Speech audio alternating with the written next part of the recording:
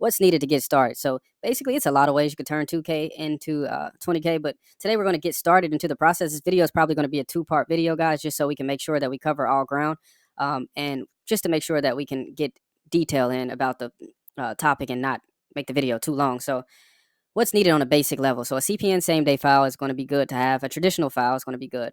Bank account with 3 months of bills paid, documentation.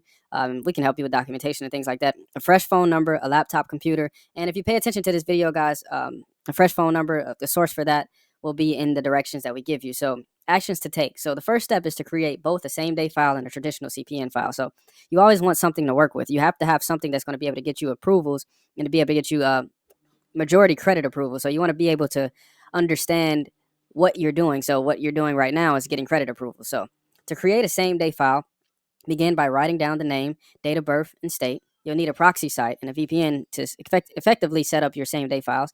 Ensure you have the same name, date of birth, and address from Zillow, along with the social security number sequence, starting with formats like 79189 or 76687. Those are good sequences. If you need an email for the file, consider purchasing bulk email accounts. A quick Google search for bulk email or bulk Gmail accounts for sale can save you time, so you don't have to be creating these things from scratch. And sometimes they have a limit on IP addresses.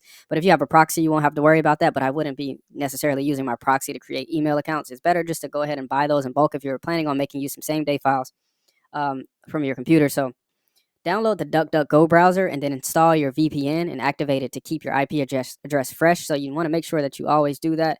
And you always want to make sure that you practice installing a VPN in general on your laptop, guys, because you don't want to burn your IP address out. So additionally, you need an account with bills paid for at least 3 months. Many types of bills qualify, so Netflix, utilities, phone bills, stuff like that. So once that's set, we can proceed to step 1 of the actual process for creating a same day file. So steps to creating a same day file.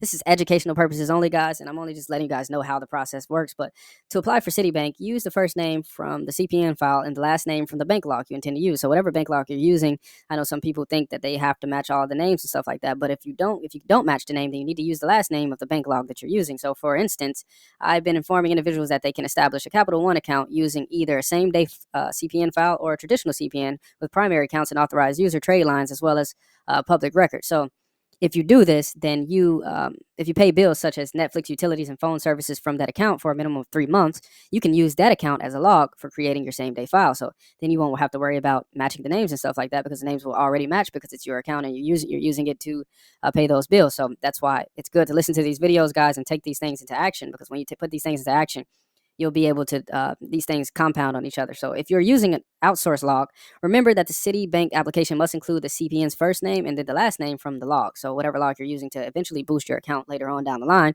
when you finish creating your same day file. And this is only educational purposes only, guys. So educational purposes only.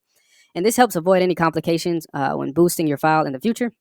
So please note this information is for educational purposes only once again. So step 2, apply with the CPN's first and last name for the Capital One Bass Pro card. Remember, this should be the CPN's details, not the last name from the log. It's not the same as the first, so don't mix these up. This is strictly for educational purposes only. So step 3, apply using the first and last name at clarityservices.com.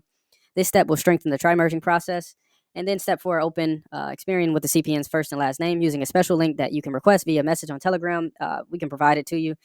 I'm not going to be charging anybody. If you're paying enough attention to this video, then I'll go ahead and give you the link. So this link serves as a backdoor to create an Experian file without going directly to the website. Once you receive the link, sign up, get your report, and fill in the file's information. You will be prompted to select Experian, TransUnion, or Equifax. Choose Experian. Obviously, next you'll need to input your email and phone number.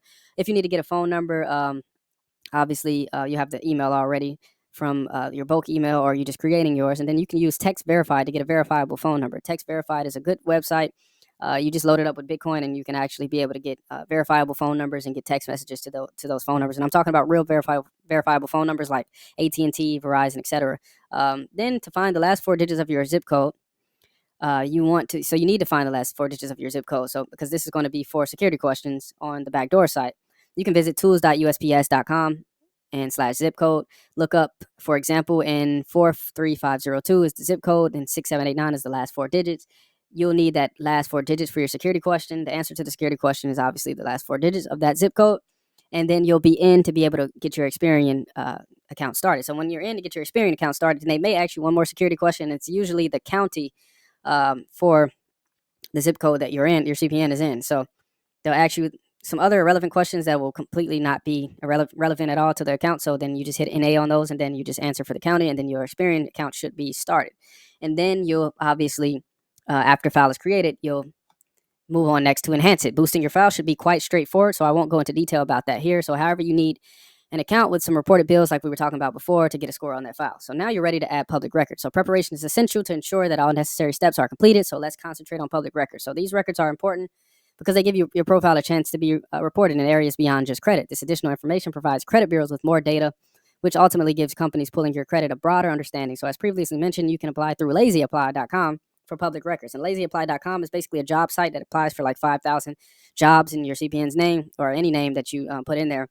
And it's originally created for people to go and search for jobs and stuff like that without having to put in a whole bunch of applications. But you can go ahead and just use that website to put your information into the public record, because applying for jobs are really good for public record information.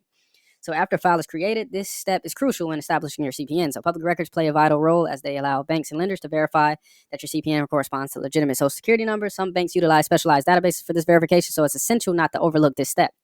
Neglecting it could result in complications when applying for credit and may hinder your chances of approval. So step one, you want to visit optoutprescreen.com. You see the link here. Scroll down to opt-in or opt-out tab. Click on the tab. On the next screen, scroll down, opt-in, then click continue. Input the information you use to create your CPN in the designated fields.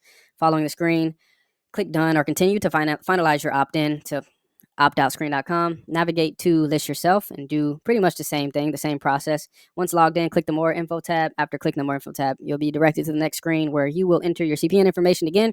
Ensure you provide the same details you use to create your CPN, including your name, address, etc. This information should be used every time you utilize your CP or apply for anything related to it, so everything can be uniformed and can all make sense. You've now opted in CPN to the record, so you have successfully opted in your CPN profile, and it may take around 5 to 7 days for your profile to be fully integrated into the public records, but you can continue to develop your CPN during this time. So after about 5 to 7 days, you can verify if your CPN appears in the public records, and this is a good way to verify if your CPN is showing up. And to obtain a consumer report from LexisNexis, visit consumer.risklexisnexis.com. And you can go ahead and /consumer, and you can go ahead and check and make sure that the information is reporting for your public records, because this is going to be vital for you to know if your file is going to hit or not before you just go out here wasting inquiries and you're not even verifiable. So then you want to register your CPN with the IRS. And I know a lot of people have questions about this, so I'm going to explain it shortly here. But registering your file with the IRS allows you to create a CPN that serves as both a CPN individual profile and a business credit profile. This opens up a dual opportunity to leverage actual CPN credit while also establishing an EIN credit by completing the IRS registration process. So please remember, this information is intended for educational purposes only, guys, but this procedure allows you to add business net 30 trade lines under your CPN's name, so which will be recognized in the system as a sole proprietor. So basically, when you do the register your CPN with the IRS, it gives you an EIN number, and that EIN number will be registered as a sole proprietor. And that sole proprietor will then allow you to be able to act as a business under the name. Let's say if it was John Anthony, and the name is John Anthony, but then you'll have the date of birth as well, and then you'll have the EIN instead of the social security number. So you don't want to mix these things up. You don't want to use the regular CPN's social security number when you're doing applications, if you're doing net 30 applications, because you'll use the CPN's information, but the CPN's information will be for personal guarantee. So we'll get into that. So social security numbers and EIN numbers as forms of identification. There are forms of identification. The EIN acts as a social security number for the CPN. It can be verified under the CPN's name and date of birth. So when you want to do things more official, like in some official ways, like if you want to buy a big asset or something like that, something that you want to keep and keep making payments on and stuff like that, you want to more so go with your registered number, your EIN number that's under your CPN, more so than going through your actual CPN number. So what you would do is you would just personal guarantee the EIN application with the CPN's information, but then also have your EIN information as the primary application, so that everything is verifiable and solely ready for approval. So, and this is educational purposes only, but once the CPN is registered with the IRS, you can utilize the CPN social security number alongside the CPN's EIN number as a personal guarantee for business net 30 accounts, which can potentially secure you at least $20,000 in credit when executed correctly. This is for educational purposes only, guys, but this also, this is big for, it's a lot of net 30s that a lot of people don't know about, that you can get approved for 4,000, 5,000, and some places sell iPhones, some places sell iPads and things like that. You can get approved for big amounts with this net 30 approval via the CPN being registered with the IRS and creating that EIN number. So this is something that we're going to be talking about more and more detail. But with all of this together, this isn't even all of the information together. We're going to go into a part 2 because I don't want these videos to be too long. So thanks for watching, guys. Stay tuned for the second part of this video where we will detail the process of registering your CPN with the IRS, and then